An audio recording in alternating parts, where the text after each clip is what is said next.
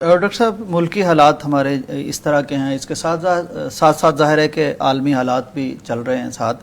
تو ان دنوں شنگھائی تعاون تنظیم کا اجلاس ہو رہا ہے، اس میں پاکستان بھی شامل ہے. پاکستان کو ڈاکٹر صاحب ایک حالیہ جو انڈیا کے ساتھ ہماری جھڑپ یا جنگ ہوئی، اس کے بعد جو ایک بہت پذیرائی پاکستان کو حاصل ہوئی، اس کے مناظر یہاں بھی دکھائی دے رہے ہیں، اور لوگ پاکستان کی اسٹریٹجی کو بھی دیکھ رہے ہیں کہ پاکستان کو اللہ تعالیٰ نے کچھ اور بھی وسعت سے نواز رکھا یا حکمت سے نواز رکھا ہے کہ کوئی امریکہ میں ہو رہا ہو تو وہاں بھی یہ شاندار طریقے سے نظر آتا ہے، کوئی چائنا میں ہو رہا ہے تو وہاں بھی نظر آتا ہے، روس کے معاملے میں ہو تو وہاں بھی سرخیل نظر آتا ہے.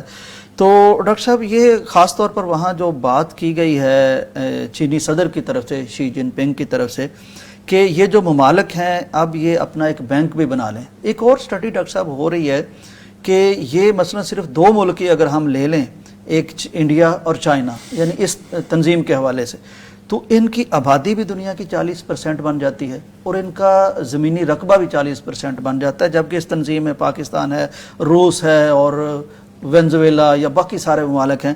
تو یہ اگر یہ آپس میں مل بیٹھتے ہیں اور یہ مسائل حل کرتے ہیں تو یہ غلامی جو ایک امریکہ اور یورپ میں پس رہا ہے ایشیا، تو اس سے نکل بھی سکتا ہے. دیکھیں، جب بھی دنیا کے ممالک مل بیٹھتے ہیں اور اس طرح کی تنظیمیں بنتی ہیں تو اس کے نتیجے جو ہیں وہ بہت لانگ لاسٹنگ بھی ہو سکتے ہیں، بشرطے کہ اس کے اوپر جو ہے وہ اس طرح کی ظاہر یہ تنظیمیں جو بنتی ہیں تو ایسے ہی تعاون کے لیے بنتی ہیں.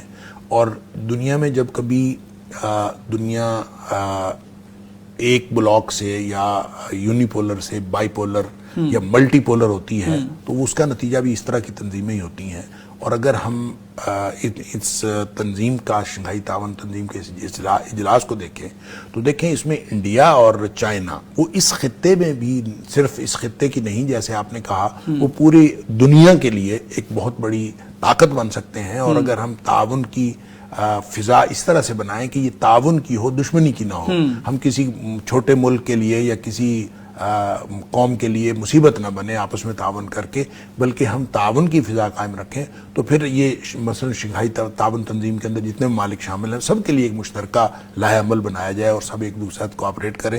تو یہ بالکل یہ جو اس وقت نیو ورلڈ آرڈر جس کو ہم کہتے ہیں، اب تو خیر اولڈ ورلڈ آرڈر ہو گیا ہے، اس نیو ورلڈ آرڈر کے مقابلے میں ایک بہت اچھا بلاک بن سکتا ہے. اور یہ جو سپریمیسی ہے کسی ایک ملک کی، وہ ختم ہو سکتی ہے. اور وہ سپریمیسی ختم ہونا اس اعتبار سے بہتر ہے کہ تاکہ لوگوں کو، دنیا کو تعاون کے لیے اور بھی کچھ پلیٹ فارم میسر آ جائیں، وہ صرف کسی ایک طرف ہی نہ دیکھتے ہیں. بالکل صحیح. ڈاکٹر صاحب اس یعنی تنظیم کو یا ان ملکوں کے آپس میں مل بیٹھنے کو اس تناظر میں بھی دیکھا جا رہا ہے، جیسے یورپی یونین ہے اور جیسے نیٹو ہے.